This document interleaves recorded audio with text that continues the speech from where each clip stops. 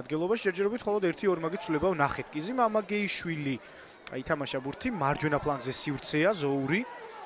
შეიძლება უკვე ჩაწოდებაც, ასეც იქცევა სილაგაძე, ჩაწოდება და არტყმისმცემლობა არეულობა საჯარიმოში ძაგანია.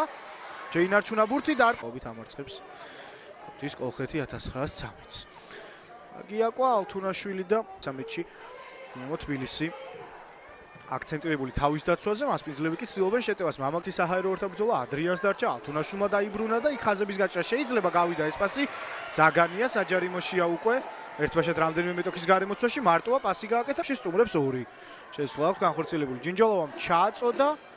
იაკობიძეა ბურთზე პირველი, გაგრძელება ექნება მასპინძელთა შეტევას. ხორხელი დარტყმა კარის მიმართულებით, ლორია დამატება და გავიდა გოლი. თუ თამაშგარე არ არის, ეს გოლი ითვლება ძაგანია გოლის ავტორი და იბერია 1999 შეიძლება საჩემპიონო გზაზე ერთ-ერთი მნიშვნელოვანი გოლი გააქვს, რადგანაც როგორი მნიშვნელოვანი გოლია, ოღონდ ჯერ ამ გოლის ჩათვლის ამბავი და მერე კიდევ დრო იქნება წინ. ხორხელის დარტყმა ვნახეთ, ლორია მოიგერია და შემდეგ დასწრებაზე პირველი არის ცვლილებაზე გამოსული ამირან ძაგანია, რომელსაც გააქვს შეიძლება სეზონის ერთ-ერთი ყველაზე მნიშვნელოვანი გოლი ასპინძელი გუნდისთვის, რომელიც ბევრს ცდილობდა, ბევრი მომენტი ჰქონდა და ამაგვირგვინებელ ფაზაში უჭირდა.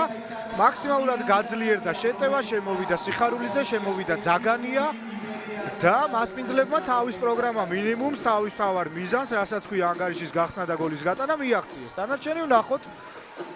დამოკიდებული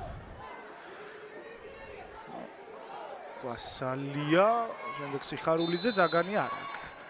ჯარიმა ბურთი კი გავიდა კარში. თხილება, ბევრი უხეშობა, მოკლედ, რასაც მოსალოდნელი იყო, ასეთ მძიმე შეხვედრაში შედგა. ამირან ძაგანია ბურთისთვის.